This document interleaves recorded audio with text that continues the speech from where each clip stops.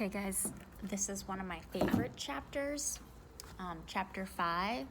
It's called Nazi Parachutes Attack America and Get Shot Down Over the Flint River by Captain Byron Watson and His Flamethrower of Death. Long title. Byron got caught lighting matches again, and it looked like this time Mama was going to do what she said she always would. That's when Joetta turned on the tears and cried and begged so much that Mama let him off. She swore to him, though, that the next time he got caught starting fires, she was going to burn him. She told us that same sad old story about how when she was a little girl, her house caught on fire, and for 2 years after that, she and her brothers had to wear clothes that smelled like smoke. Even though the story made Mama and Joey get all sad and sobby, it was kind of funny to me and Vi. We heard it so many times that Byron even gave it a name. He called it Mama Smokey the Bear story. I won't have you putting this family in danger. Just once more, Byron Watson. One more time and you're burned. Then, to show Byron how serious she was, Mama raised her right hand and said, I swear with God as my witness. Bob got put on punishment for a month, but even before a week was gone, he started up again. I was up in my bedroom looking at comic books when I heard Byron go into the bathroom and lock the door. I knew something was up, since he only locked the door when he had something to hide. I sneaked to the bathroom door and peeked through the keyhole. Bob was pretending he was making a movie called Nazi Parachutes Attack America and Get Shot Down Over the Flint River by Captain Byron Watson and His Flamethrower of Death. I could see that he made a bunch of little toilet paper parachutes and he yelled, Action! He set one of them on fire and dropped it over the toilet. The guy in the Nazi parachute screamed as he floated down in flames and landed in the water with a loud hiss.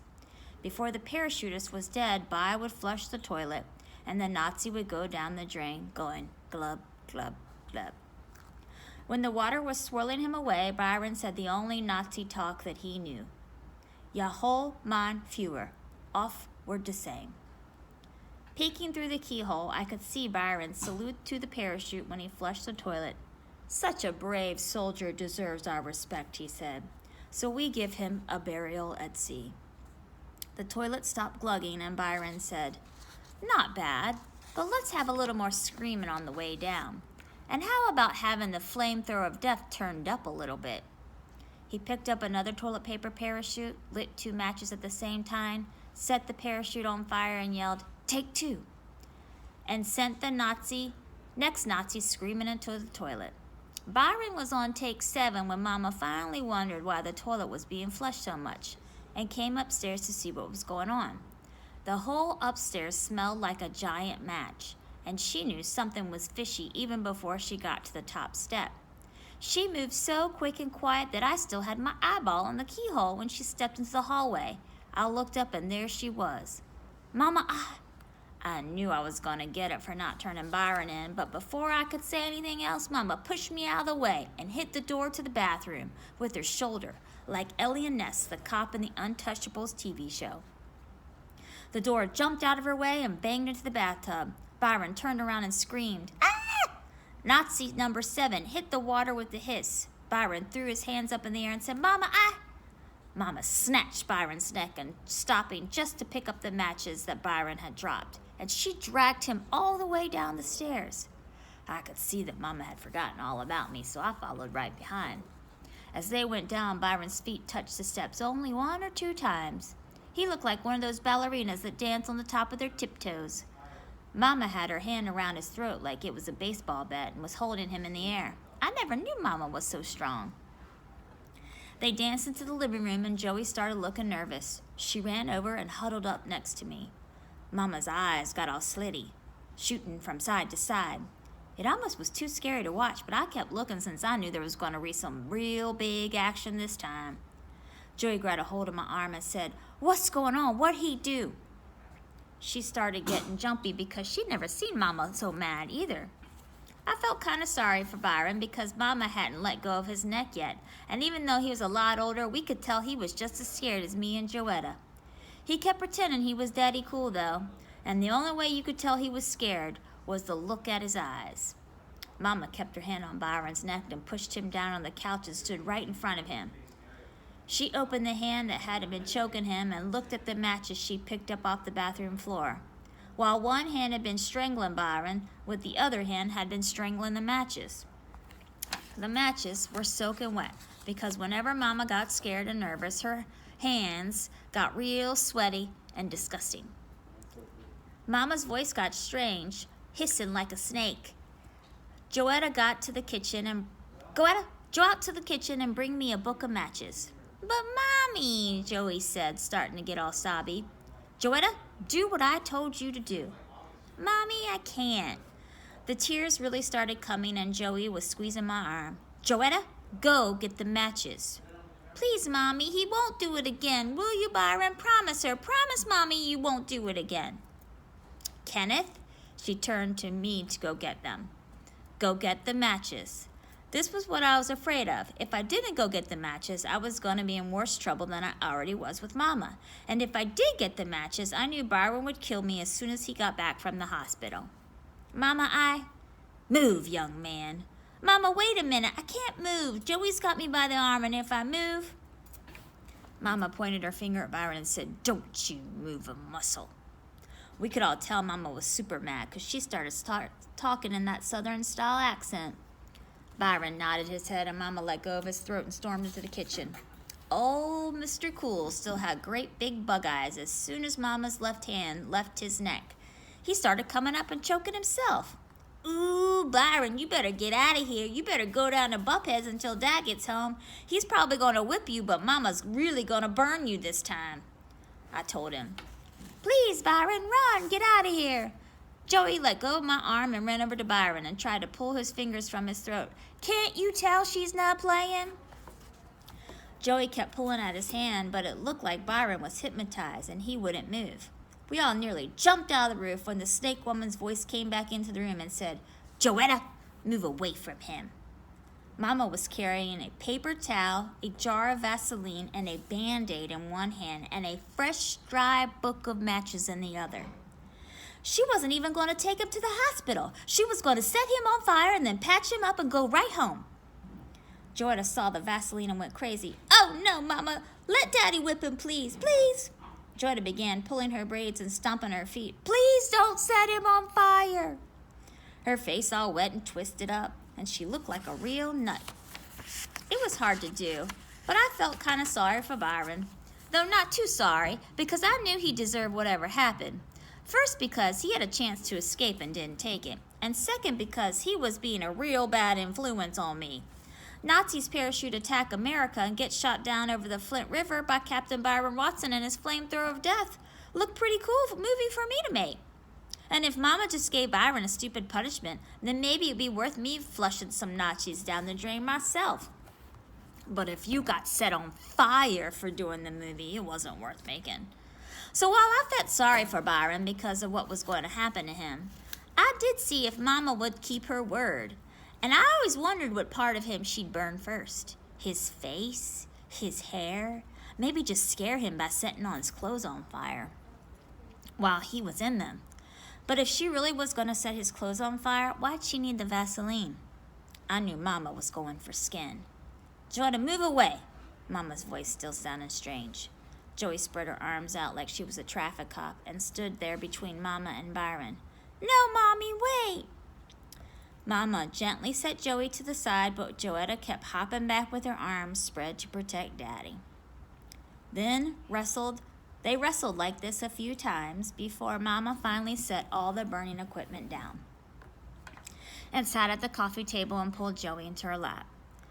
She wiped Joetta's stupid tears away with a paper towel and rocked her back and forth a couple of times, going, shh, honey, shh. When finally Joey stopped crying and blew her nose, Mama said, Sweetheart, I'm so proud of you. I know you were trying to protect your brother, and that's a good thing. I know you don't want to see him get hurt, right? Joey sniffled and said, No, Mommy. But, honey, some of the time, Mommy has to do things she doesn't want to do. Now, you really don't think I want to burn Byron, do you? Joey had to think about this the The matches and the first aid stuff and the crazy look in Mama's eye had it made it seem like hurting Byron was exactly what Mama wanted to do. After Joey didn't say anything, Mama had to answer the question herself. No, dear, Mommy doesn't want to hurt Byron, but I don't want you going to school smelling like smoke either. And I don't want to see you or Kenneth or Daddy or Blackie or Tiger or Flipper or Flapper get burned up either. And if that boy... Mama's voice got strange again, and we all looked over at Byron, who was still being held on the couch by his own hands. If that boy sets this house on fire with his nonsense, I don't know what I'm going to do. Mama's voice was coming back. So, Joetta, don't you see how Mama has to help Byron understand how dangerous and painful fire can be? Don't you see we've tried everything and nothing seems to get through that thick rock head of his? Joetta thought about her stupid cat and goldfish getting burned up. Looked kind of hard over at Byron. But look at him, Mama. He's really scared this time. Maybe he won't. Joetta, he's not that scared yet. Then Mama dropped the bomb on Joey. Besides, don't you remember, sweetheart? Don't you remember when this happened last week and I swore to God that if Byron did it again, I would burn him? What do you think? Do you think I should break my word to God? Joy was at an age when you were real religious. She went to Sunday school about 3 days a week. Honey, should I break my word to God? No, Mommy, Joey said. Then she scrunched her face like she was eating something sour and cried. Since you promised, I guess you gotta do it. She took a giant breath. Go ahead and burn him up, Mama. Joey climbed out of Mama's lap and Byron's eyes got bigger and bigger, but his traitor hands kept him pinned to the couch. But please, Mommy, don't burn him too bad, okay? Please.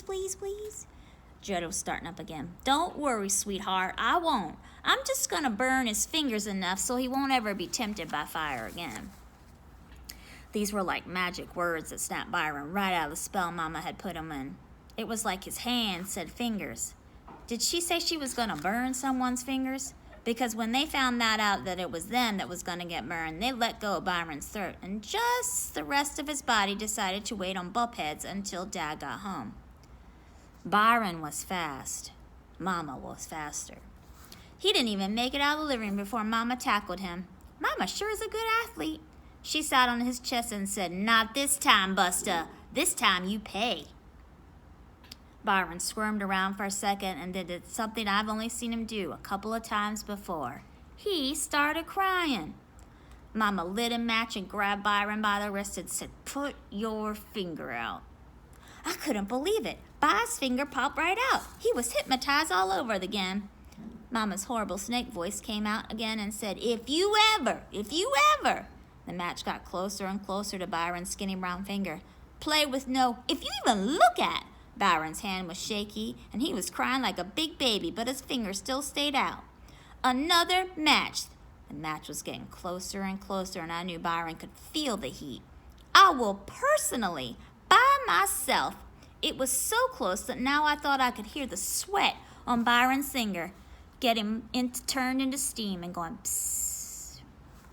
I will not burn just one finger. I will burn your entire hand and then send you to the juvenile home. Byron closed his eyes and screamed. Right when the fire was going to give him a good roasting, Joetta ran across the room, and sounding like the little engine that thought it could, she blew the match right out before it got to him. She thought she missed, though, because she stood there huffing and puffing and patooing at the match even after it went out. Mama's hands and Byron's finger and the match were soaked with Joey's slob. Honey, we agreed, didn't we? Yes, Mommy. Joey looked down and said, But I thought you got him. Not yet, sweetheart, but I'm going to.